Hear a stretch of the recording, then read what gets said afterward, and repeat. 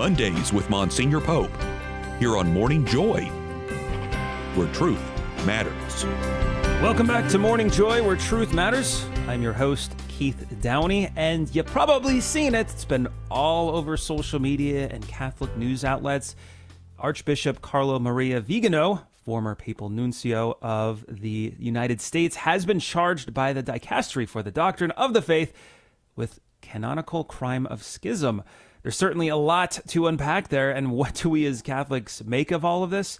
Well, to help us break this a little bit further down, we've got, of course, Monsignor Charles Pope with us. Good morning, Monsignor. Well, good morning. Yeah, or it's a sad topic, but it's still we'll call it a good morning. Amen. Yeah, definitely. The Lord is still with us. Yeah. Amen. Well, Cardinal Viganò has summoned to the Vatican. It was, as you may have mentioned, it was widely reported he actually showed up, but he didn't. He didn't.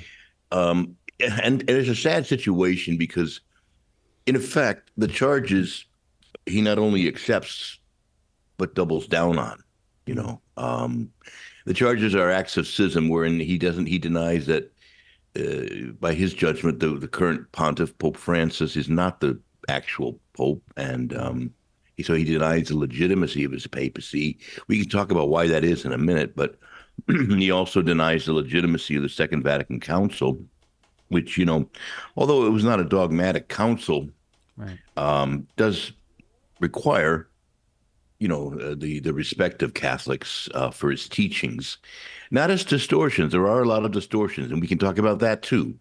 I know this is a very sensitive topic for many traditional Catholics because they feel like Archbishop, Viganò has been pretty accurate on a lot of his things. But I do think we have to accept the fact that he's gone a little too far. Yeah. And he has denied the legitimacy of the current Pope. Now, that's not something for him to do. He's not qualified alone to make that decision. Maybe in terms of his conscience, he has to work with that. But this isn't something he can publicly say with any authority. This belongs to in a way, it's hard to say who it belongs to. I think Archbishop or Bishop Athanasius Schneider had written a position on this. Look, this isn't. So there really isn't a way to depose a pope. The only way that maybe something could be done would be if the cardinals of the church got together and began to build some kind of a pressure on him to resign. But that's just not been happening. So the ones who have any authority to do this are not doing it. So it isn't really the role of Archbishop Viganò to say that the current pope is not legitimate, or that the council is not legitimate. But so these charges have been made that what he's doing here is therefore creating, or going into a kind of schism and then perhaps fomenting others. Now, I think there is an additional aspect, to this, namely that a lot of Catholics want to raise, but it's unfortunately not pertinent to the legal matter in front of them. But of fairness, this does seem to be a very selective persecution of certain persons in the church, not just Archbishop, not just Archbishop Viganò, but we've seen other bishops and priests who seem to be singled out, and yet others who seem to be protected. And I'm just going to say Father Marco Rupnik.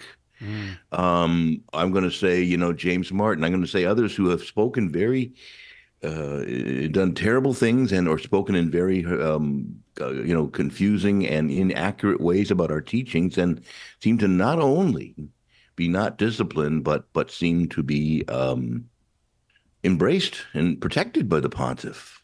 So yes, okay, I understand all that, but at the end of the day, if you're going to go out and say, and you're a prominent archbishop who has a lot of people who listen to him, the current pope is not the pope. That's kind of an act of schism.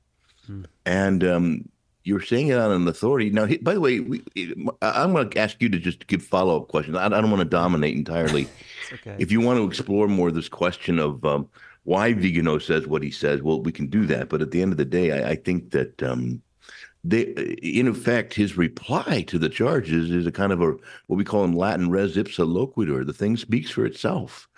And it's hard to withstand the charges when you say, yes, I agree to the charges, and I double down on them. Yeah. And that's kind of where we are. So it's a sad moment, I think, of where it's going to cause a lot of anxiety and stress. I mean, it's tough because, like you said, Viganò has done some really good things, but this is a tough one to swallow. Especially if we're looking to live our Catholic faith authentically and live in obedience. You want to take sides, but it's not like a sporting game where you can easily just like, yeah, I'm going to take Viganò's side. No, I'm going to take Pope Francis. It's just there's a lot to deal with, especially on social media. It seems like everybody is kind of at each other's throats. I guess for our listeners who want to go deeper into this topic, are there any sources that you would recommend for maybe those wanting to follow this developing story and? That matter? Well, I think we can always recommend the National Catholic Register, but also the Pillar's done, I think, some pretty good work on this. There are times where the guys at the Pillar drive me nuts, but they are very attached to what does the law really say in all kinds of different instances, and that's their job. They're canon lawyers, so all I can say is that I like them generally, but there are I understand not everybody's like, oh, the Pillars are. Listen. A lot of good analysis over there. So those might be two sources, sure. Okay, I would also say then, let me just read a couple things in his one of his replies. Archbishop Viganò has says the title of this document is "Attendite a falsis prophetas." Beware of false prophets is the thing. And he says, in regard to the accusation, this is the Archbishop writing now himself. In regard to the accusations against me, I regard them as an honor. I believe that the very wording of the charges confirms the theses that I have repeatedly defended in my various addresses. It is no coincidence, therefore, that the accusation against me concerns the questioning of the legitimacy of Jorge Mario Bergoglio, whom he does not refer to as Pope Francis, right? And the rejection of the Vatican Council II. The Council represents an ideological and theological and moral cancer of which the Bergoglian Synodal Church is the necessary metastasis. He finally concludes the document, and this is where he kind of hits against you and me and all the other listeners. He says, no Catholic worthy of the name can be in communion with this Bergoglian Church, because it acts in clear discontinuity and rupture with all the popes of history and with the Church of Christ. Okay. Wow. So it's I just ask fellow Catholics. I'm kind of like some Catholics will know who I'm talking about. Michael Matt, who also does a lot of work on the internet, and he's disagreed with Viganò. Many other more traditional Catholics have worried that was just going a little too far to insist that we can somehow determine that he is not a valid pope. I think we cannot. Yeah. And to say that he isn't, and to try to draw others into it could meet the charges of being, schismatic. And so it's a bad strategy too, because it sort of puts the ball in the other court, and they can work it and manipulate it, and then it's kind of besmirch a lot of us. I love the Pope. I pray for him. I have significant disagreements with some of his policies, we'll say. But at the end of the day, he is the Pope. And right. So what do we do with those who are, because of what's trending on kind of like all the social medias is I stand with Viganò. What do we, how do we have this conversation with those who are firm and agreeing with what Archbishop Viganò is saying? Like, what do we do? In moments of tension, I think we have to engage in what we call the Socratic Method. So if I stand with Viganò, well, what do you stand on him on? Because I think a lot of times when people say I stand with Viganò, they mean that they've been grateful that he's been a significant critic of some of the excesses of. We'll just say the Vatican, because it isn't just the Pope, but just things that are going on in the Vatican and so on. Things that are even older than the current Pope. So there's a lot of Catholics have felt strong agreement with some of the things he's pointed out. So if that's what you mean, is that what you mean when you say I stand with Viganò? Yes, okay. Well, then do you stand with him when he says that he is not a valid Pope? I think you just need to ask and let them answer the question. There is a I in my conscience I can't really do that. You might reply to them if they say yes, I stand with them on that. Well, I love you. You're my brother. You're my sister. But I can't stand with Viganò on that particular thing. I just can't because I don't know that he has the authority to say it, and it's something that we can't be in complete opposition, not even regarding the current pope as the pope, and remain in good standing with the faith, because we're told to, not that we can't disagree, but that at the end of the day, we have to regard him as the source of center in the church. So maybe a little bit of that might help to diffuse in some of these conversations.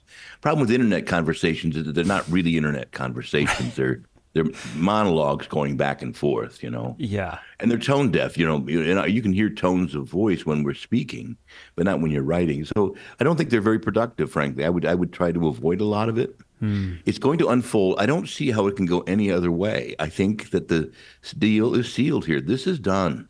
The question is, how far will they go? Will they simply declare him to be in schism, therefore he's excommunicated, or will they go so far as to laicize them? I hope the Vatican doesn't overreach there either. Yeah. I think they should say, look, this is a clear case. This is what the law says, and be done with it. They don't have to go so far. The problem is canon law does sort of suggest that that if a person remains absolutely obstinate, that they may have to go so far as laicization and things like that. So anyway, all of these are things to be determined, but I think the fundamental conclusion will be, he's not going to win this case, and he doesn't think so either. Yeah. And he doesn't even think they have the authority to bring the charges against him. So anyway. So at the end of the day, is it a sin to stand with Viganò? Well, it depends on what you mean by stand with Viganò. That's true. Very true. You can say I stand with him in the sense that, I think this is a completely bipolar church in the sense that some sides get really hammered hard with the law and others get over-excused and don't get any pushback. I stand with that. Or does it mean, no, I think he's right. The Pope isn't really the real Pope, and da-da-da-da. Now, you could say he raised interesting questions, but if you go so far as to declare the Pope is not the real guy, well, then, that is a sin. Right. Wow. Yeah. Thank you so much for breaking it down with us, Monsignor Charles Pope. Really appreciate it. We can find you on The Quest weekdays at 4 p.m. on the Guadalupe Radio Network, so make sure to tune in for that. But that is the end of our first hour. So if we are parting ways right now and you're not able to hang with us on the second hour, God bless and make it a joyful day. Otherwise, we'll have a packed show, packed second hour, talking with Sue Turner, a pro-life warrior. So make sure to hang with us right after this break on Morning Joy, where truth matters. This has been Morning Joy, where truth matters, hosted by Keith Downey. Take some joy with you today. Visit grnonline.com/joy to listen again, share a segment, or answer the question of the day. That's grnonline.com/joy.